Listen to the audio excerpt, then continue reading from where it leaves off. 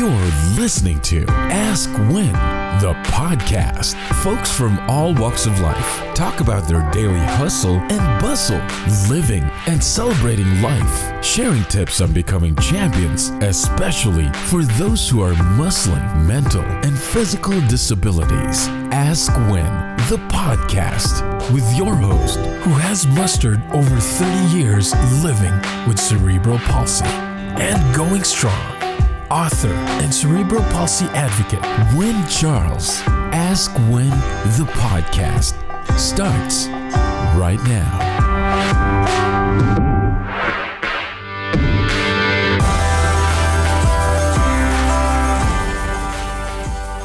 Welcome to Ask When, everyone. Today with me I have Kristen, and I am going to let Kristen take it away. And then I'm going to ask him a couple baseline questions and jump in when he needs to be. So welcome, Kristen. Well, thank you, Wynn. I appreciate the opportunity to be here on the show, and it's always exciting when we get to step up to the microphone and share the message that we have and that we want to share with the world. 25 years ago, I stepped into being a college coach, and I was 23 years old. I was a head coach of a college team. I didn't have a mentor, and I was learning how to do everything on my own. I tried to cut my teeth on learning what I needed to do, how you do it, from recruiting to managing expectations to managing personnel. Everything that it takes to run a college program. The easy part of that was actually being out on the field and doing the X's and O's. Everything else was the part that I had to really learn, and I had my struggle.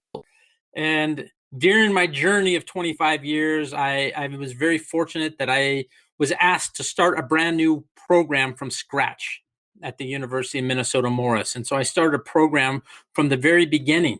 And it was a program, I get to put my mark on this. And I started that program, and we became successful. And from that, I was asked to start the men's program at the same university. Again, I start a collegiate soccer program from scratch. It took the program to being very successful. That I ended up taking a position down in Alabama where I helped bring a program that was a struggling program and had some successes here and there, but really it was struggling to compete on a regular basis. And I was afforded the opportunity to come in and build that program, and we ended up doing that. And then I walked away from the college soccer for a little bit. And when I stepped away from the game, I had posted to Facebook, I'm going to step away from the game. My wife has a new job. I need to support her new job that she's doing. I'm going to focus on some projects that I want to focus on. And I got text messages, I got emails, I got Facebook post after Facebook post, and not one of them win. Not one of these people all the wins. They didn't talk about any of the 7 championships we had won. They didn't talk about any of the Player of the Year awards we had won, any of the accolades they had won. All of them talked about the lessons they learned when they were playing for me, and lessons that they're still using on a regular basis. And parents said, the transformation of my son or my daughter when they played for you has been this, and we thank you for everything you've given to the game, and we hope that you return sometime. And it was at that point that I realized that coaching isn't about the X's and O's. It's about the significance that we bring to our players. And through that process, I have spent the last 5 years taking a deep dive into my own personal development, my own personal leadership. And then I've designed a program called the Athlete of Significance. And it's based off the idea that coaches don't recruit success, they recruit significance. They are looking for the athletes that are going to bring the greatest value to their programs. For once you taste significance, success is never going to look the same. And so that's where I'm at now. I am back at college, coaching the college game. I coach at a junior college, but more importantly, I am spending my time working with coaches on how they develop athletes that have significance, and how we work with families and high school age kids that have a dream of playing college soccer, to not get them in front of a college coach. The whole purpose of our program and our education and our development is not to get kids in front of college coaches. That is naturally going to happen. Our goal is to help young men and women understand what their significance is and be able to present their significance to a college coach when that opportunity arises. Because I know at the end of the day, coaches aren't looking for talent. They are looking for significance, and talent is part of it, but it's a minor part of it. So that's kind of my story in about 3 minutes. You're going to make me cry now, because I also left the education field. I left the education field semi-unannounced and semi-quietly, because I got laid off due to what's going on right now. And I didn't get to say goodbye to my kids, let alone the faculty, and I will miss it every day. But when the education system goes down to what you don't want them to do, you have to make the right decision for yourself, and that's what I had to make. And it sounds like you, Kristen, had to make the ultimate decision for yourself to step away from the game, no pun intended, and step away from those kids. And we will always leave an impact on those kids. Now, I know that my colleagues listen to this, and I know that several teachers across the country will listen to this, and because a lot of people follow me, and I just think that when it comes down to it, you're either a sports enthusiast or you're not. Now, surprise, surprise, when I was walking, I actually played soccer. So I know from my experience how weird it was to play soccer as a disabled woman. And I know in the soccer industry, women are difficult. And so I appreciate the work that you are doing, Kristen, and I appreciate the work that you have done previously, because we need these good mentors out there. And not to say that I'm giving up the mentorship in education, I'll just give it up inside the classroom. I will always be mentoring people and always be inspiring people. And that's how you and I decided to do it. Yeah, you bring up a great point, and I actually was writing a LinkedIn post today when that kind of speaks into what you're saying, and I think it's so important for people to really hear what you just said, and I'm going to reiterate it here. And on my post, I talked about when I stepped away from the game 5 years ago in terms of being on the field, full-time college coach. It wasn't mean I walked away from coaching altogether. I was doing some stuff at the high schools, but I wasn't at the college coach where it was defining my career at that time. I had this vision, and one of my mentors I had this vision that develop a recruiting education platform that infuses leadership sports leadership principles into it as part of the platform that is real, and it gives the real story about recruiting. It's authentic. It's coming from the heart. It's coming from who I truly am and what I believe and what I've seen. That it can be scalable, meaning how do you develop that you can reach more people?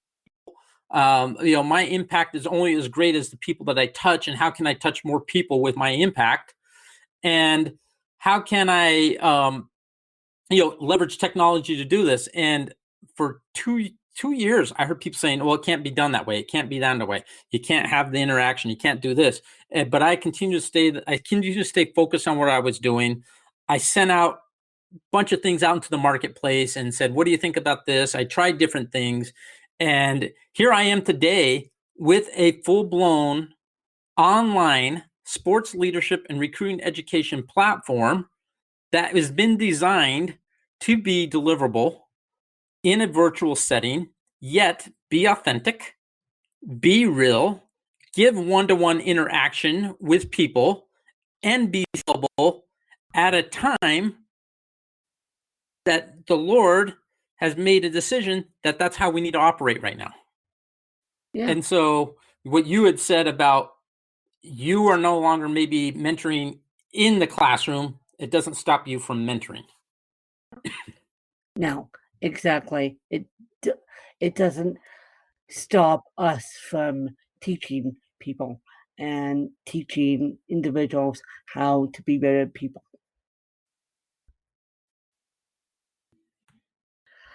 So I have a question for you. If you had to move and only take 3 things, what would they be? If I, excuse me, if I can only do 3 things, what would they be? Yes. Well, aside from my family with me, those aren't things. So I guess I can't count my family as going. Yeah, you can put your family. Yeah, you can put your family. So family is 1. I would take my Bible with me, and specifically, I would take the Bible that really had a profound impact on me 5 years ago. Is the John Maxwell Leadership Bible, and because it allows me to look. I look at the Bible and the Scripture in a whole different light. I look at it from the standpoint of a coach. It allows me to look at how the Bible in my life and being a coach and being a mentor and being able to speak to people. So that would be my second piece that I would take would be my Bible with me. And the third thing I would take with me would probably be a journal, because it wasn't until I started on this journey of self-discovery that I realized how important a journal was to my own journey. So to be able to write down, and I go back and reflect, and I read some of the things I wrote, and then actually I write things at the time I didn't understand why I was writing them, and I go back and read now, and they make sense, and they've helped me get past a hurdle that I need to get over, because the answer was at that point, but I didn't realize that was the answer for a problem I was going to have later on down the road. Awesome. So your family, the John Maxwell Bible, and a journal. And forget the pen. I guess the pen would come along with the journal. That's it's got a holder in the journal for it. Yes. Well, yeah. 4 things, guys, not 3. The pen has to be included. And so, Kristen, if your best friend was going to write a book about you, what would the title be? What would they write about me? What would the title be? Oh, what would the title be? I would call it Coach.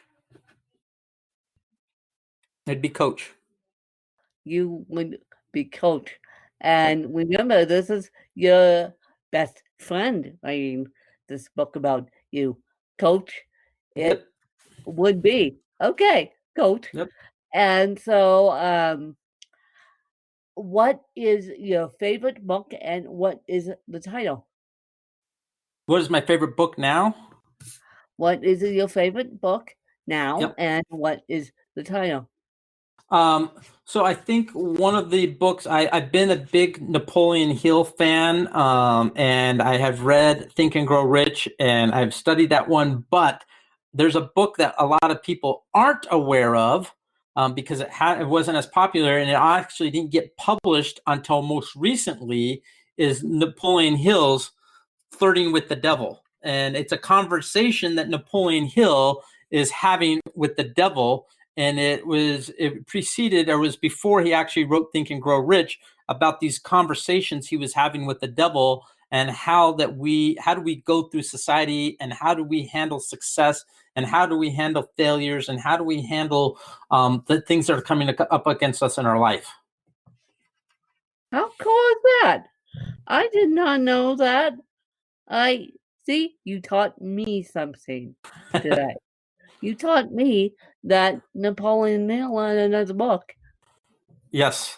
And it just recently, we're talking within only like the last 10 years, it was pulled out of the vault and allowed to be published. Aha. Aha. Well, I know Napoleon Hill as Think and Grow Rich, but you taught me something new. So, conversations with the devil. And you guys, this is a perfect thing here, and I apologize for my coughing attack, but I was going to say that most libraries nowadays are, well, they do this even when you can go to the library.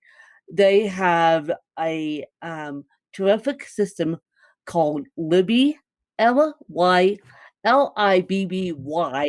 and then Overdrive.com is another library system that libraries use. And so I think you should go find Conversations with the Devil by Napoleon Hill at your local library. And even though we're dealing with what we're dealing with right now, aka coronavirus, you can still access library with your library card. That's great to know. Yeah. So, yeah, people can access the book you're talking about. So, Kristen, do you have any questions for me? I know you texted me one, but I'm sure there's a lot more. Well, yeah, during everything that's been going on, when following everything, and I know even like my current players have questions and people I'm talking with, and we're always focusing on what we can't do, what aren't we allowed to do? They're shutting this down, they're shutting that down. Why can't I do this?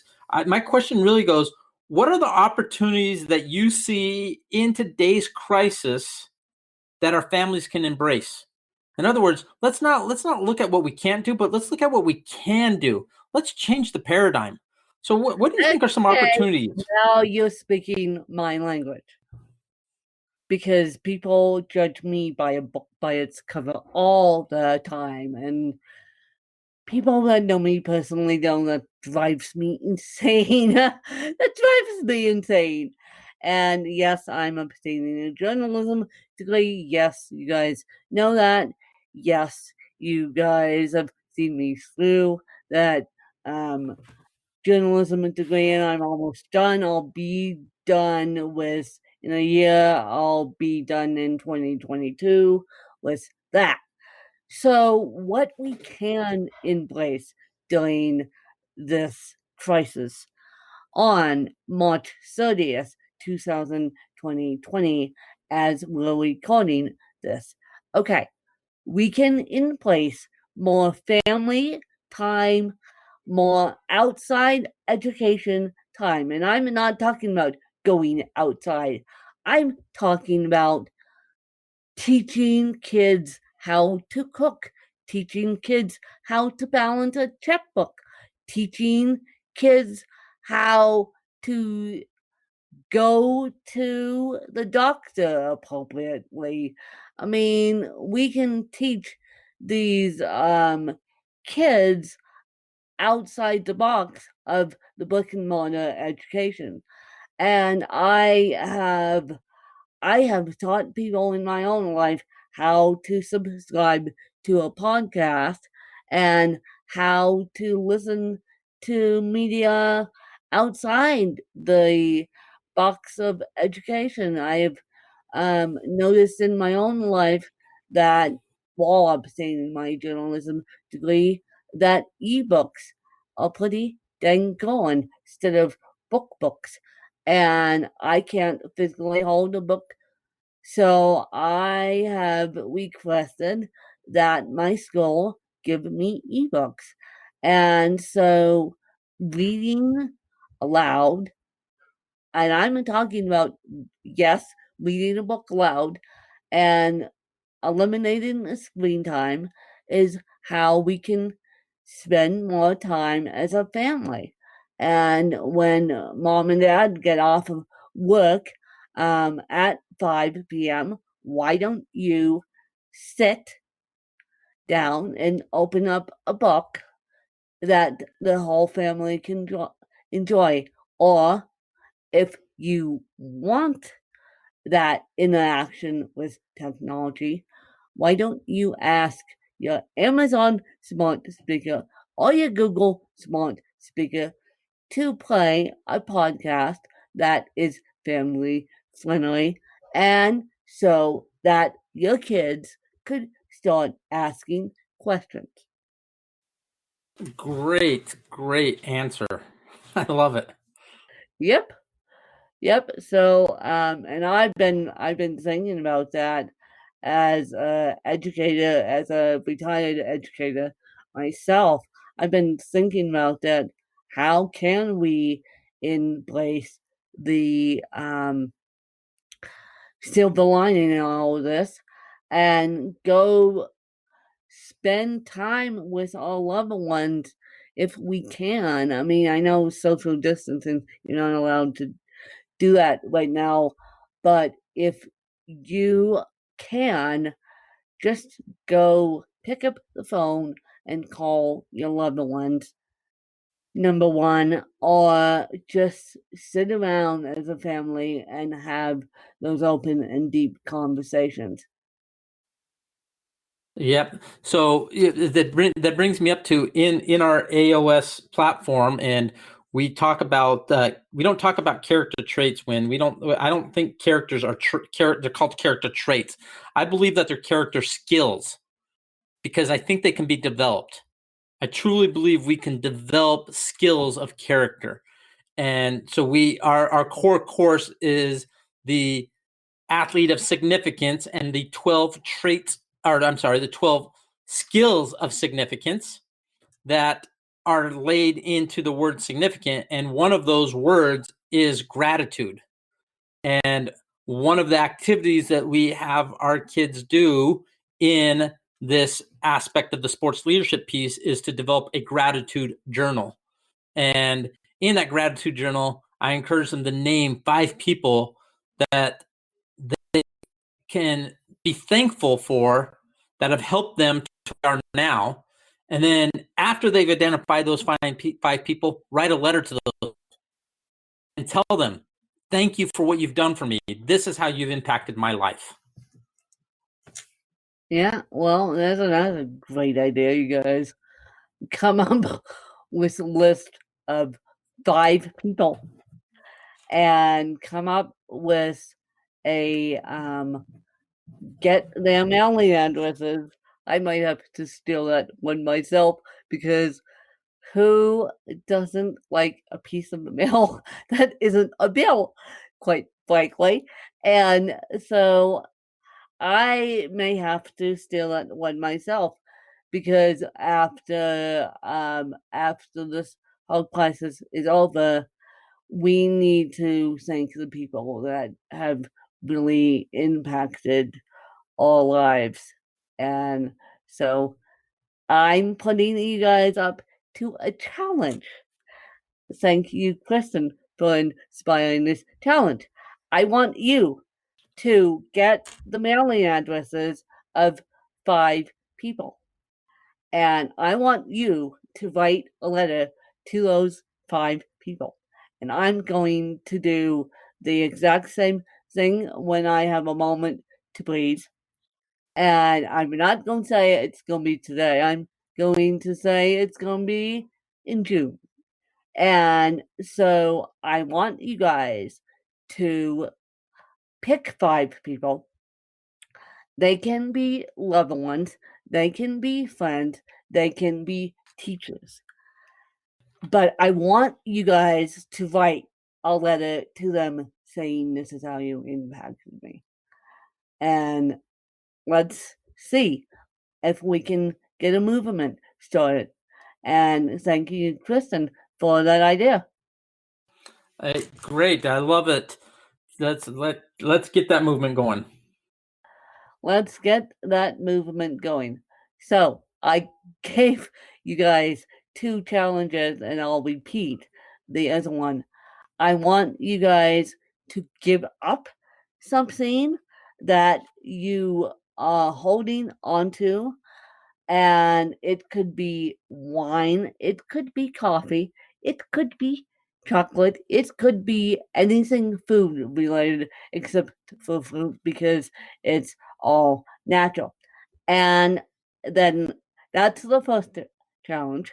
And then the second challenge is I want you to write a letter of gratitude to 5 individuals that have impacted your life. And we'll see what people come up with. I'll be following, love to see what happens. Oh, yes, you will.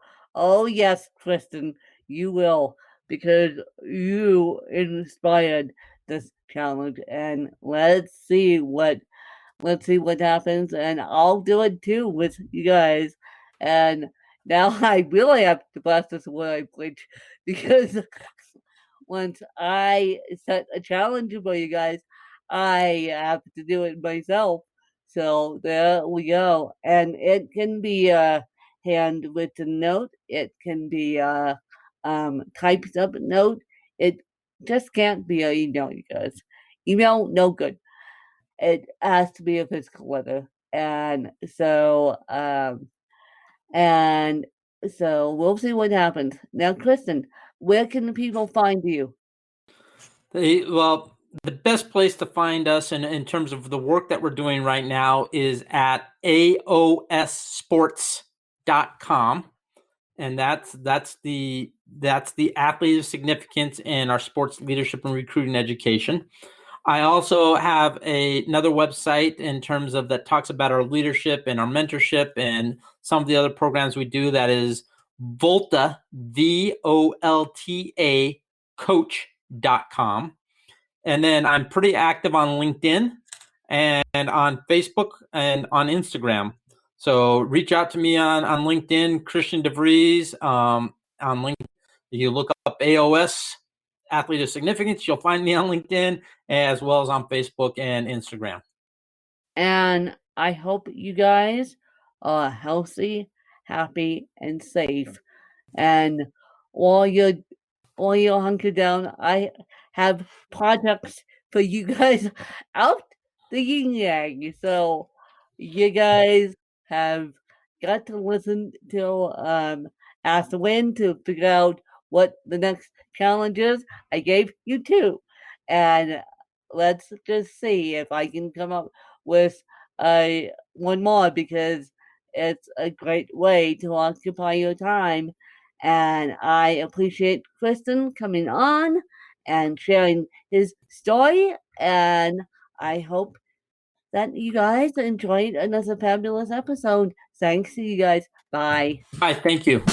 You just listened to Ask When, the podcast. To become a guest in the show, visit our website at askwin.weebly.com or call 816-591-3399. Just look for Danielle. Connect with Win on Twitter at Win Kelly Charles and like our Facebook page at Butterflies of Wisdom. You can also purchase Win's book through Amazon.com or get a copy of the audiobook through Audible. Ask Win, the podcast.